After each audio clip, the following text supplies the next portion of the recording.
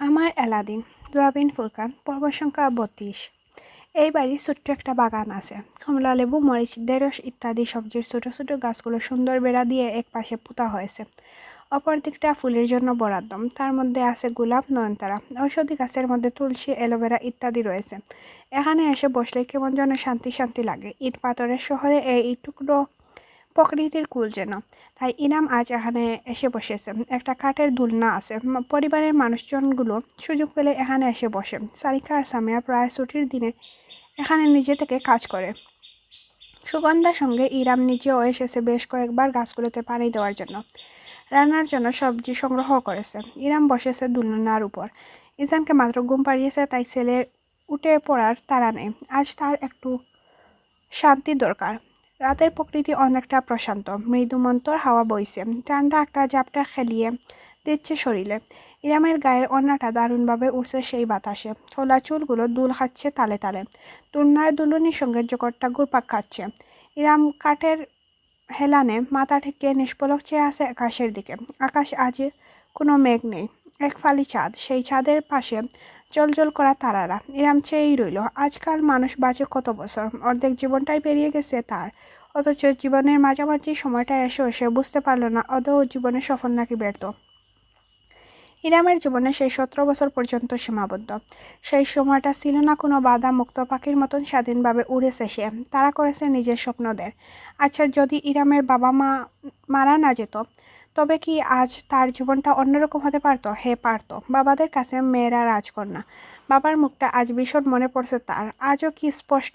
বাবা থাকলে কি রাহাত ইহানকে ভালোভাবে মানুষ করা যেত? বাবা থাকলে কি অরণ্যের সাথে কোনো দিন তার বিয়ে হতো? বাবা থাকলে কি ইরামকে এত কিছু সহ্য করে দিত কোনো দিন? ইরাম টুটে টুচ চেপে ফেলল। অস্ত্র ফুটা চিকচিক করলো তার টুট জুড়ায়। অভিমান বর করলো এক সময়কার বাবার রাজকন্যার অভিব্যক্তিতে। আকাশের তারার পানে চেয়ে সে অভিযোগ দায়ের করলো। তুমি কেন চলে গেলে বাবা? কেন আমায় নিয়ে গেলে না? তোমার বুলবুলির যে অনেক কষ্ট হয় এই পৃথিবীতে, আর কিছু কাল হাতটা ধরে জীবন পথে এগিয়ে দেওয়া যেত না? নীরব অস্ত্র গড়ালো ইরামের দুই গাল বেয়ে। মুসল না সে। বাতাসের ঝাপটায় মুখ শীতল হয়ে উঠল। অথচ পড়ুয়া করলো না। দুলতে লাগলো সে নীরবে। আচ্ছা, সে কি পারলে জীবনটাকে অন্যরকম করে সাজাতে চাইবে? যদি পারতো না কবুল হতো, তবে কি এত সংগ্রাম, এত লড়াই, এত যন্ত্রণা সে এড়িয়ে যেত? ইরাম মহাবিস্ময় নিয়ে আবিষ্কার করল, জীবন তাকে দ্বিতীয় সুযোগ দিলেও হয়তোবা সে পুনরায় একই যাত্রায় সামিল হতো। কারণ ওই ছোট্ট নিষ্পাপ অস্তিত্বটি ইরামার জীবনে যদি অন্যরকম হতো, তাহলে ইজান কোনোদিনও তার কোলে আসতো না। অথচ ছেলেকে তারা তো এক দণ্ডই চলবে না তার। কান্নার মাঝেও ঠোঁটমলিন হাসি ফুটল তার। ওই একই তারাদের পাশে জ্বলজ্বল করতে থাকা এক ফালি চাঁদের দিকে চেয়ে সে ওই ছোট্ট মুখখানি মনে করলো। বিড়বিড় করে বলল, যদি দ্বিতীয় জন্ম বলে কিছু থাকতো, তবে আমি আবারও বিনা দ্বিধায় দ্বিতীয়বার সেই কাঁটায় ভরা চূড়ার বালিতে ঝাঁপ দিতাম, যা তোমার আমার কুলে এনে দিয়েছে। ইরাম কতক্ষণ নিজের চিন্তায় ডুবেছিল হিসাব নেই। তার বিশ্রাম ভাঙল মৃদু শব্দে। নড়ল না ইরাম, শুধু মাথা হালকা কাত করে তাকালো পাশে। বাগানের ভেতর ঢুকেছে এক ছায়ামূর্তি। প্রথমটা স্পষ্ট দেখা গেল না। বাগানের বাতির নাগালে আসার পরেই পরিষ্কার হলো দৃশ্যটা। মাথা নিচু করে দাঁড়িয়ে আছে সাইবান। পরনে একটা ডুলা ফতুয়া, খয়েরি রঙের। বোতামগুলো সব খোলা, বুকের মাঝ অব্দি দৃশ্যমান তাতে। সঙ্গে একটা ডুলা কালো ট্রাউজার। মাথা তুলছে না সে, নিজের পায়ের দিকে তাকিয়ে এগোচ্ছে। ইরাম অবাক হয়ে খেয়াল করলো সাইবানের এক হাতে ঝুলছে একটি সরু লাঠি, লম্বা চিকন বেতের মতো। ছোটবেলায় পড়া না পারলে স্যার ম্যাডামরা এমন বেতের বাড়ি দেবেন বলে ভয় দেখাতেন। ইরাম কত খেয়েছে পড়ালেখার জন্য, অবশ্য নয়, দুষ্টুমি আর অহেতুক হাসাহাসির জন্য। একবার তো একজন মজার কারণে পুরো দলকে সাজা পেতে হয়েছিল। কায়সানো ছিল সেখানে। নির্লজ্জের মতো বেতের বাড়ি খেতে খেতে বেক বেক করে হাসছিল তারা সবাই। সে যাক, সাইবান হঠাৎ করে পেট নিয়ে হাজির হয়েছে কেন? পেলই বা কোথায়? এতক্ষণ ছিলই বা কোথায়? বেশ কয়েক ঘন্টা আগেই তো সে বাড়ি থেকে বেরিয়ে গিয়েছিল। এরাম ভেবেছিল মাথা ঠান্ডা করতে হয়তো অনুরাগের কাছে গিয়েছে বা এমন কিছু। ইরামের সকল জল্পনা কল্পনাকে অতিক্রম করে সাইবান দুলনার কাছে এসে থামল। মাথা তুলে তাকালো না, বরং হাঁটু গেড়ে ইরামের পায়ের কাছে মাটিতে বসে পড়ল। মাথাটা তখনই ঝুলে আছে নিচের দিকে। বিদায় ইরাম ছেলেটার অভিব্যক্তি দেখতে পারছে না। কোনো কথা না বলেই সাইবান নিঃশব্দে দুহাতের তালুতে ব্যাটটা রেখে উপহার প্রদানের ভঙ্গিতে তুলে ধরল ইরামের সামনে। হতবাক হলো রমানি। দুলনায় সোজা হয়ে বসল। কি করছো আলাদিন? বিস্মিত প্রশ্ন ছুড়ল ইরাম। সাইবান পিছপা হলো না।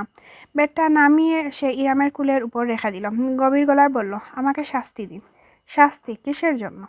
ইরাম উরুর উপর ছড়িয়ে থাকা ওড়না কাগজ নিজের মুঠোয় পাকিয়ে ফেলল সাইবান, এত শক্তিতে যে তার আঙ্গুলগুলো ফ্যাকাশে হয়ে উঠল। তখনই খেয়াল করলো ইরাম সাইবানের আঙ্গুলের নিচের দিকে ছোটো ছোটো কাটা ছোড়া কত বিক্ষত। সাইবান এগিয়ে এসে ইরামের হাঁটুতে নিজের কপাল টেপালো। কাপা কাপা কণ্ঠে ফিসফিস করে বলল, আমি নিজের দিকে নিজেই তাকাতে পারছি না। এক একটা কথা, এক একটা আঘাত, এক একটা অভিযোগ বিষের মতন লাগছে। আপনি অবুঝ নন, আমি অবুঝ। আপনি স্বার্থপর কি স্বার্থপর নাম তাতে আমার কিছু যায় আসে না। আপনার সব কিছুই আমার কবুল। আপনি আর আপনার ছেলে আমার টাকা পয়সা লুটে নিচ্ছেন, অথচ আমি সেই খুঁতাটাই আপনাকে দিয়ে দিলাম। একই মুখে আমি আপনাকে আমার সব কিছু বিনা দ্বিধায় খরচ করতে বলেছিলাম। আপনি ঠিক যা যা বলেছেন তাই তাই হয়েছে। আমি সত্যিই তেমনটা হয়ে গিয়েছি, যেমনটা আপনি ভবিষ্যৎবাণী করেছিলেন। আমি নিজেকে বদলাতে পারতাম, আলাদা প্রমাণ করতে পারতাম না। কিন্তু বড়াই করে সেদিন বলেছিলাম মায়ের বয়সে গেলে পুরুষ নাকি পুরাতন জামাকেও আগলে রাখে। অথচ আমি ঠিকই সুযোগ পেয়ে আপনাকে খাদায় ঠেলে ফেললাম। এই জঘন্য অপরাধের জন্য আমার শাস্তি দিন। প্লিজ আমায় আঘাত করুন, ক্ষতবিক্ষত করুন, চড় দিন, গালাগাল দিন, কিছু একটা করুন, অন্তত করুন। আমি বইতে পারছি না এই গ্লানি। দুহাই লাগে আপনার, আমাকে আঘাত করুন, শাস্তি দিন। ইরাম সম্বিত হয়ে তাকালো। এহেন সাইবানকে সে কল্পনা করেনি। হুট করে কয়েক সেকেন্ডের জন্য মনে হলো এই সাইবান বর্তমান সাইবান নয়, এজন্য সেই ছোট আলাদিন, যার প্রতি আজও ইরামের অগাধ মায়া। তাই নড়তে পারল না সে। নিজের কুলের বেতের দিকে তাকিয়ে থাকলো। এই ছেলেটা কি পাগল? সে কি ভেবেছে সে সত্যিই তাকে আঘাত করতে পারবে? ইরাম নড়চড় করছে না দেখে সাইবান নিজেই বেত আঁকড়ে ধরল। আপনি না পারলে আমি নিজেকে শাস্তি দেব। আমি সম্পর্কে তৃতীয় ব্যক্তি ঢুকিয়েছি। এত সাইনের পরও আমি অন্ধের মতো হাতড়ে বেরিয়েছি আমার দুষ্টাকুতা। আমি আপনার ব্যক্তিগত বিষয় অন্যের সঙ্গে শেয়ার করেছি। আপনার প্রাইভেসির প্রতি এক বিন্দু গুরুত্ব না দিয়ে আমি এক সেকেন্ডের জন্য হলেও আপনার সঙ্গে তিতলিকে তুলনা করেছি। শেষ কথাটা মুখে বলতে পারল না সাইবান, কিন্তু তার অন্তরে তা বাজলো দামদাময়ের মতো। মুখ না তুললেই বেতটা তুলে ধরল সে। নিজের প্রতি তীব্র ঘৃণা আর আক্রোশ, শরীর কাঁপল তার। পেটটা দিয়ে নিজের খাতে আঘাত করলো সে সজোরে, কিন্তু এতটা বেশি আঘাত দেওয়া সম্ভব হলো না। ইরাম হাত চেপে ধরে ফেললো তার হাতটা। ব্যাগটা টেনে হিচড়ে কেড়ে নিয়ে গৃহীত বস্তুর মতো দূরে সুরে ফেলে দিল, যেন সাইবান নাগাল না পায়। ধমক দিল জোর গলা, স্টপ ইটস আলাদিন। সাইবান তৎক্ষণাৎ মুখ গুজে রইল ইরামের হাঁটুতে। তখন থেকে সে এভাবেই বসে আছে, একবারের জন্য মুখ তুলেনি।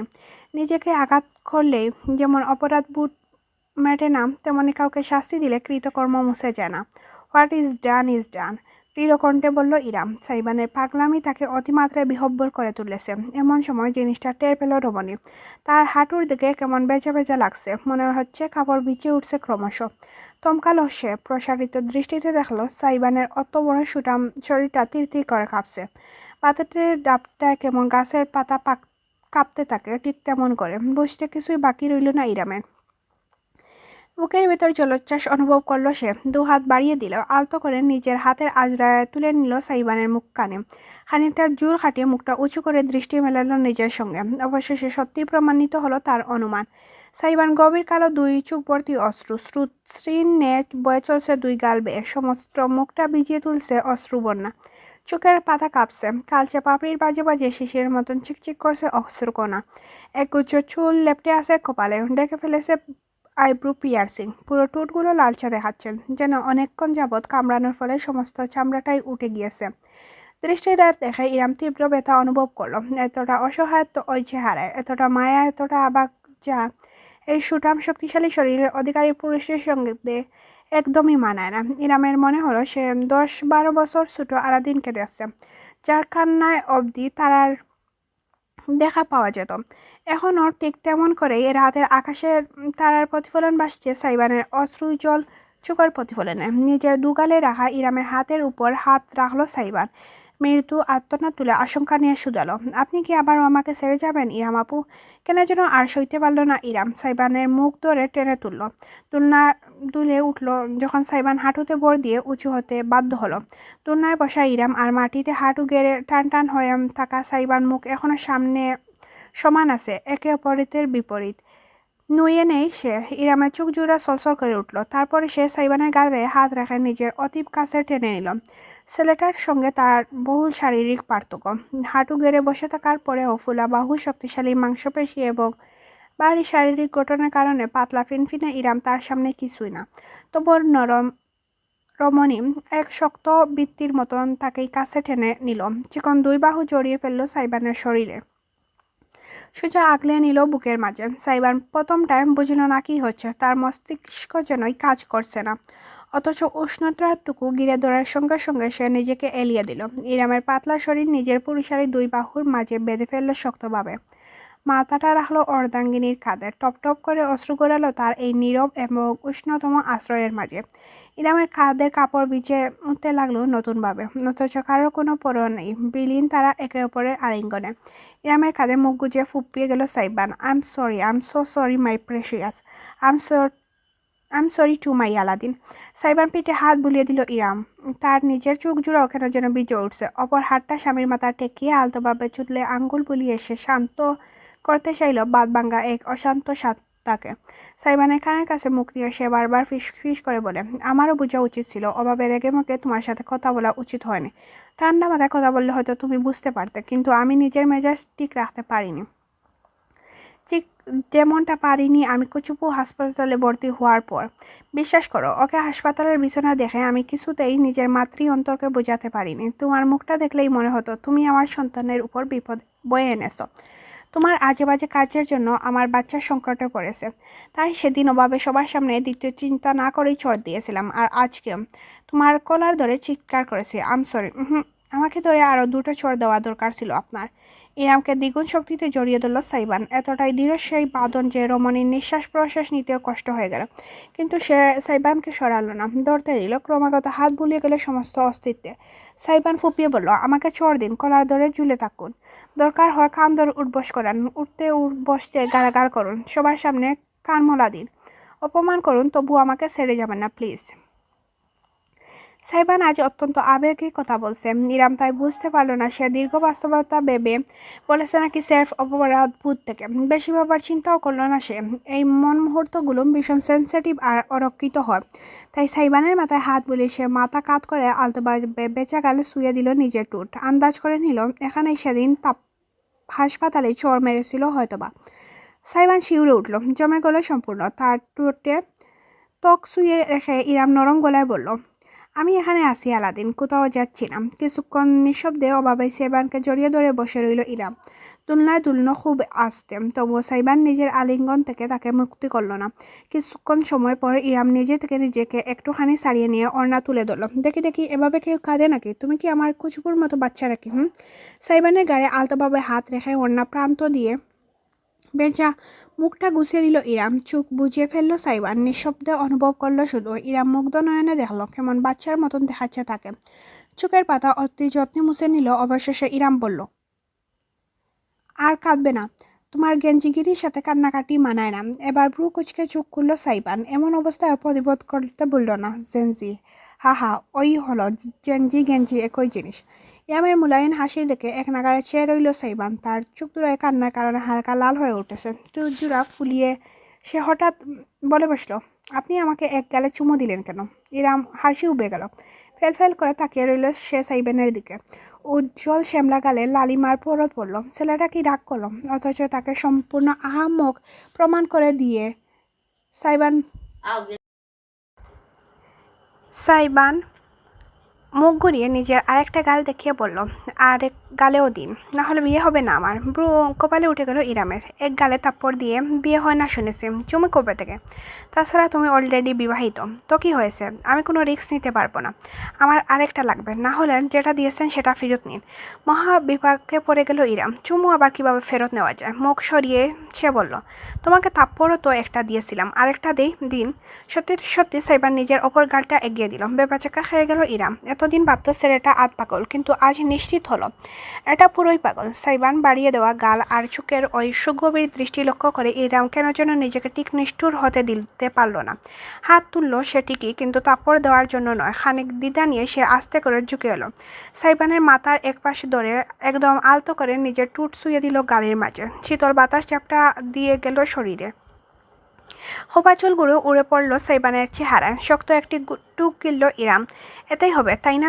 সরে যেতে চাইল সে, কিন্তু পারল না। সাইবান একটি হাত জড়িয়ে গেল ইরামের মাথার পিছনে। ফিসফিস করে সে বলল, এবার আমার পালা। তৎক্ষণাৎ মাথা কাত করে ইরামের গালে নিজের টুট ছুঁয়ে দিল সাইবান। অর্ধাঙ্গিনীর মতো আলতো স্পর্শ নয়, তার অদর ছুঁয়ে গেল অন্তর গভীরভাবে। ইরাম কেঁপে উঠল। অজান্তেই সাইবানের কাঁধ খামচে ধরে ফেলল। দৃষ্টি ঝাপসা হয়ে এলো তার অনুসরণে। সাইবান তার গালে থেমে নেই। ছোট ছোট চুমুর বর্ষণ ঘটিয়ে দিচ্ছে সে ইরামের সমস্ত মুখে, বিশেষ করে কানের নিচে আলতোভাবে কামড় দিতে যেন ভালোবাসে সে। হালকা জ্বলুনি টের পেয়ে হিসিয়ে উঠল ইরাম। শক্তভাবে চোখ বুজে ফেলল। খানিকক্ষণের জন্য মনে হলো প্রতিবারের মতো এবারও সাইবানকে টেলে দূরে সরিয়ে দেবে কিনা। অথচ আজ এই মুহূর্তে কেন যেন সেই ইচ্ছেটা হলো না ইরামের। হতবিহ্বল হয়ে তার হৃদয় আবিষ্কার করলো এই ছোঁয়াতে তার আর খারাপ লাগছে না। অতীতের স্মৃতি তাড়া করছে না। কেমন যেন পবিত্রতা, স্নিগ্ধতা এবং যত্নে ঘেরা সাইবানের প্রতিটি ছোঁয়ায়। অরণ্য একবারে বিপরীত। জোর খাটাচ্ছে না সে, তাদিগও দিচ্ছে না, কিন্তু ইরামের অস্বস্তি হচ্ছে না। বরং বুকের মাঝে উষ্ণতা বর করেছে। দুর্বল হয়ে গেল রমণী সরল। মন এবং মস্তিষ্ক দুটানায় ভুগল। তবে আজ প্রথমবারের মতন ইরাম মনকে খানিক প্রশ্রয় দিল। কেন তা নিজেও বলতে পারবে না। সাইবান দুই বাহু ইরামের কোমর জড়িয়ে গিয়েছে, কাছে টেনে নিতে চাইছে যেন নিজের। ইরাম বাধা দিতে পারল না খুব বেশি। অজান্তেই যেন সে সমর্থন করে ফেলেছে। সাইবান তার গলার নিজের ঠোঁট ছুঁয়ে চিবুকে উঠে এলো। জলজলে চোখে তাকালো ইরামের চোখের দিকে সরাসরি, যেন প্রাণ ভরে দেখছে তার প্রতিটি ছোঁয়ায় অর্ধাঙ্গিনীর প্রতিক্রিয়া। ইরাম বন্ধ চোখ খুলে তাকাতেই সাইবানকে সরাসরি ওইভাবে চেয়ে থাকতে দেখে লজ্জা পেয়ে গেল। তার সমস্ত মুখে লালিমা ছেয়ে গেল। তার ত্বকের বিপরীত তির্যক হাসল সাইবান। আপনি জানেন, বাংলার চাইতে সেক্সি কোনো ভাষা দুনিয়ায় নেই। ব্রু কুচকে ফেলে ইরাম। বুঝতে পারেনি। সাইবান সমস্ত চেহারায় সেই চিরোচ্চারিত দুষ্টমিতে ফিরে এলো। সামান্য একটু সরে সে বৃদ্ধা আঙ্গুল ইরামের টুটে স্পর্শ করলো। আলতো আছে আঙ্গুল বুলিয়ে আবেশিত গলায় বলল, ইংরেজিতে ABCD, বাংলায় আ রসই রসৌ। ওহ, আপনার কণ্ঠে বাংলাটা দারুণ মানাবে। ইরামের মুখ আর লাল আপেলের মধ্যে বর্তমানে কোনো পার্থক্য নেই। দিবা দৃষ্টি থাকলে হয়তো স্ত্রীর কান বেয়ে ধোঁয়া বেরোত। দেখতে পেত সাইবান। হেসে ফেলল সে। ঝুঁকে এলো ইরামের টুটের দিকে। হৃৎপিণ্ড গুড়ার গর্তিতে ছুটতে শুরু করলো তার। গাছের মাঝে লেগে থাকা শিশিরের মতো নরম একটুখানি ছোঁয়া অনুভব করতে পারল সে। নিজের টুটের বিপরীতে ইরামের নরম টুটের তপ্ততা। তারপর হুট করে থমকে গেল সে। ইরাম তার চিবুক ধরে এক ঝটকায় দূরে সরিয়ে দিল। হতভম্ব হয়ে রইল সাইবান। ইরামের চোখের দৃষ্টি কেমন দাঁড়ালো হয়ে উঠেছে। তোমার টুটে কি হয়েছে? জিভ বের করো দেখি।